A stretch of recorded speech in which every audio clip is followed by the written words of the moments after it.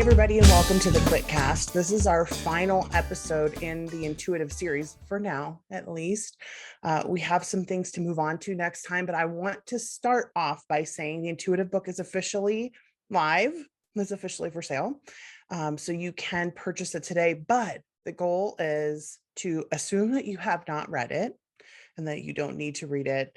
And we're going to walk through the 5 tips that I have for intuitive authors that are sprinkled throughout the book that I want to, there's more than 5 tips in the book, but this specific video will be about 5 tips for intuitive authors so that you can be better, faster. Doesn't necessarily mean faster paced in your writing, but better, faster is that concept of alignment that makes you able to take off like a rocket ship.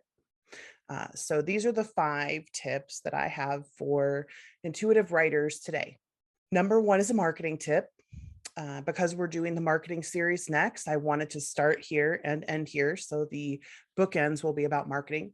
Number 1 is a marketing tip. It's from the chapter on your intuitive platform.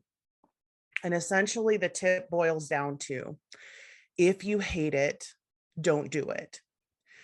There's so much advice out there that we get, especially as intuitives, that feels very concrete and linear and very necessary and should, right? Like we get a lot of that feeling of, but everyone else is doing it and everyone's doing it so well. And so therefore I should try to do this.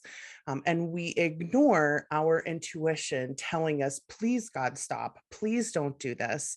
And we ignore all of our internal signaling because we feel like we have to do everything, or we have to do these things that people tell us that we should be doing. So the very first piece is, so often your intuition will stop you from doing something because it knows that either you're not going to be good at it, or it's going to be a waste of your time, or you don't have the time to do it.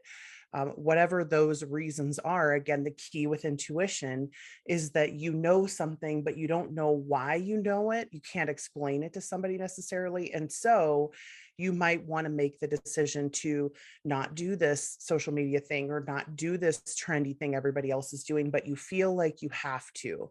So tip number 1, if you hate it, if your gut is telling you not to do it, then don't do it. You can always come back and do it again later if you want to, but if you're getting that intuitive sense that you shouldn't do something, then listen to your intuition and don't do it.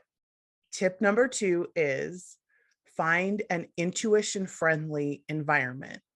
What does that mean? You may have picked up on this if you watched the video that Susan and I did about what intuition is not, where I had said, you need to find someone to talk to. And Susan said, you're assuming that the person they're going to talk to is going to be intuition friendly. Like that's an assumption Becca makes, because of course in my head, I'm thinking, well, right, if you know you're intuitive, why would you be talking to people who don't respect your intuition in terms of, are you listening to their advice? And I feel like we don't talk about this often enough, but when someone is unwilling to believe you about the things that you know to be true and the things that have happened to you, when someone is not believing you, they're not the right person to talk to.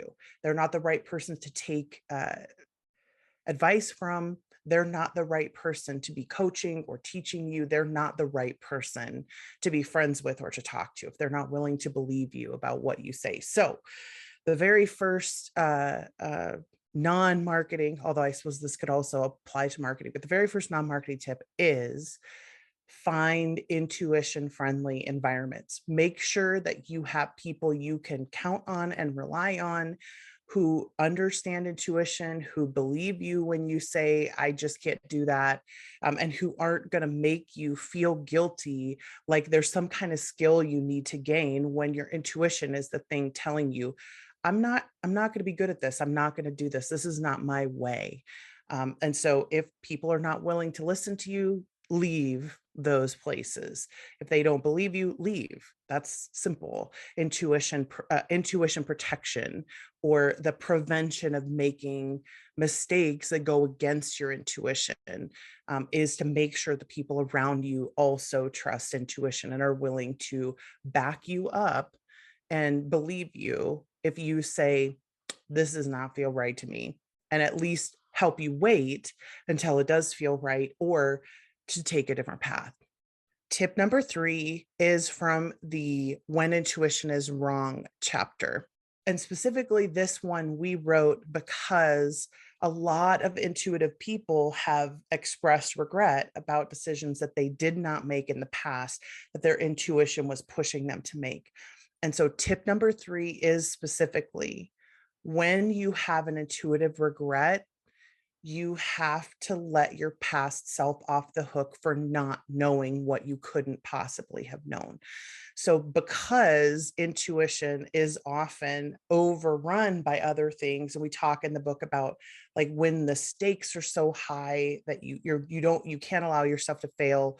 So you're listening to really certain concrete linear thinkers, people who are going against what your intuition tells you, and they're just so certain about it. And you couldn't have known that your intuition was correct in that moment and they were wrong. You couldn't have known. So if hindsight is the only way that you know your intuition was correct, and hindsight is the only way that you can currently override the feeling that you got when you listened to other people who were very certain about something, but who were ultimately incorrect for you, if hindsight's the only way you know that, you have got to let yourself off the hook, your past self off the hook. It's the only way that you're ever going to move past that feeling of when your intuition was wrong. You have to stop telling yourself the story. You have to stop telling other people the story. You have to stop living in that past where you could have listened to your intuition and you could have had a different trajectory, because the only way you know that is that you have lived through the mistake and you now know not to make that mistake in the future. So thankfully, you know not to make that mistake again. Don't listen to people just because they're certain about something when your intuition is telling you that you need to do something different. If your intuition is loud, then listen to it. That is the way to learn the lesson, right, from the past. But what you can't do is continue to represent the past situation to yourself. Oh, I should have done that. I should have done that. You have got to let yourself off the hook. You could not have possibly known something that you had to learn by making a mistake in order to know it for sure. So if hindsight's the only way, you have to let yourself off the hook. That's tip number 3. Tip number 4 is specifically about intuitive writing, about the process of the autopilot that we talk about in the book. So if you are an intuitive writer, that means you have the sensors that are gathering data that set the coordinates for how the book is going to play out intuitively in your mind, that subconsciously you don't know, or consciously you don't know, subconsciously you know. So if you are an intuitive writer and you tend to write according to your intuition, then you have got to take the time to build your sensors. You have to take in more story and information. You have to talk about story. You have to potentially even, read craft books and learn about story, but not so you can apply the methodology. If you are an intuitive discovery writer, you're not going to write with structure first. So that means that the structure can still be there, like we talked about in the book, but you're not going to necessarily put that outlining into the book. So the purpose of reading a craft book, for instance, is not necessarily to say, let's learn that process and apply that process. It's to say, learn more about story, learn how to understand conflict and stakes and emotions, learn how to understand arcs and transformation and those things, if that helps you. If you are, again, high learner is common with that, high input. But the goal is to primarily feed your sensors the data of the stories that are compelling. So the more you listen, read, watch stories that are compelling and good and something that you enjoy and that lights you up and that helps you to tell better stories, the better your sensors and coordinates and autopilot, like the better that whole process can go for you as an intuitive writer. So it's super key to understand, even if you enjoy those activities, even if you enjoy reading, watching, listening to stories, even if you enjoy video games, even if you enjoy critiquing other people's work or talking to someone about your plot, it's still work. It is still work. And I talk about this in the book about we would never tell an actor that it's not your job to work out 6 hours a day if they're going to be in a superhero movie. We would never tell them that because it is their job. We know that, even though some of us would love to get paid to go to the gym because we might have like a healthier body, maybe, or maybe not. But some of us might love to get paid to go to the gym, but we don't have a profession that requires that. Some people would love to get paid to read, but they don't have a profession that requires that. We do. We have a profession that requires that, especially if you're an intuitive writer and also a discovery drafter. Then that means you need to build the sensors. You have to consume good story. You don't necessarily have to read it if you don't like reading right now or you can't read right now, but you do need to consume good story, consume conflict stuff, consume emotions, consume psychology, whatever it is that you're going to take in. Build those sensors. Super key for intuitive writers.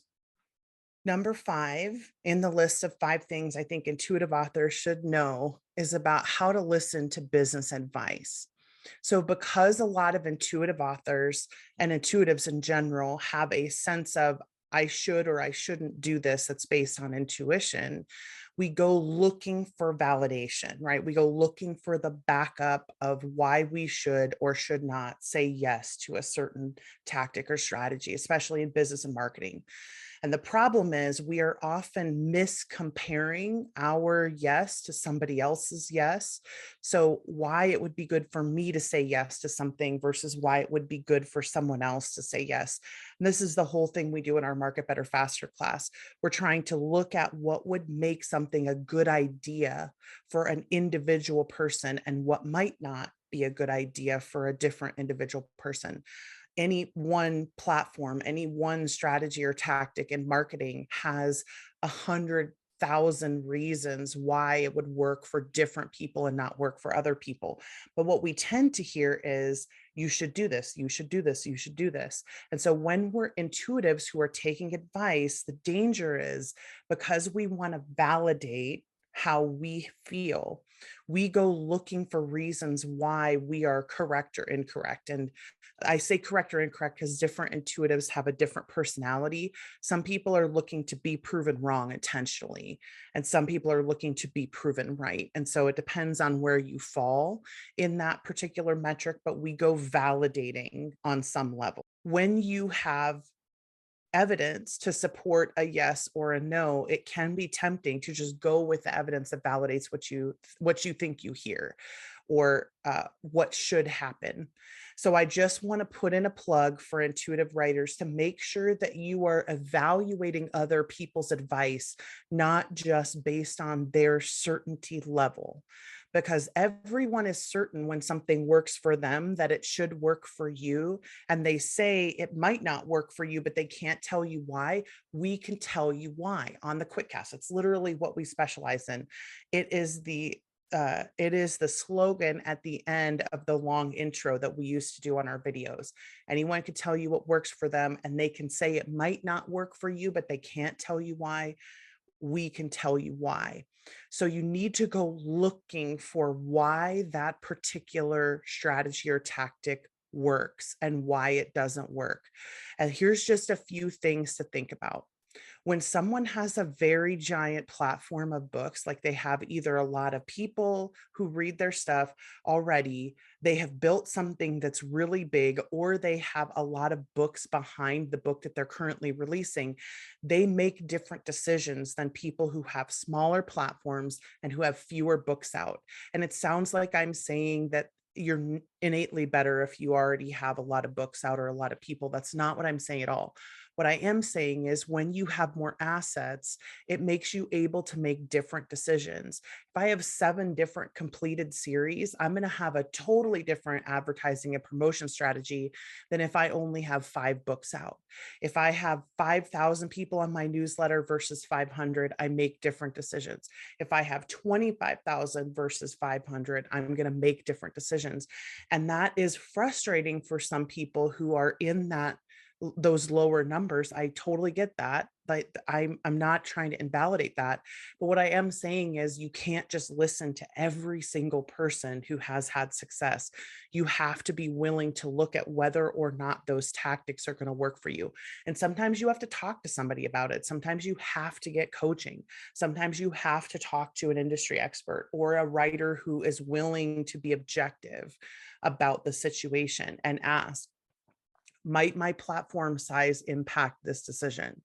Might the amount of experience that I have versus the amount of experience that the other person has make a difference?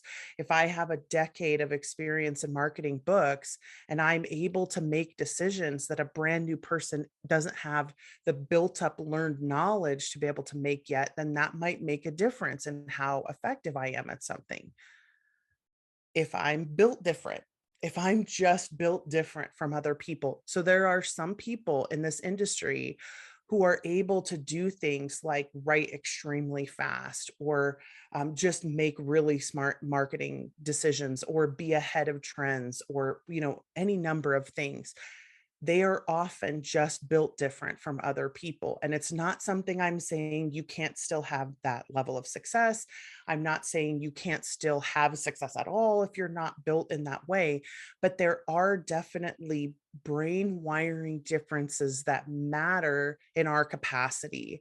And I know it's not a popular thing to talk about, but when we have a need to do something new and different, when we have a need to write in different genres, when we have a need to not finish series, when we have a need to do some of these things that seem to go against the common sense, quote unquote, common sense of the industry, we feel extremely guilty about the way that we are doing things because we think there's a right way to do it and a wrong way to do it. And there isn't.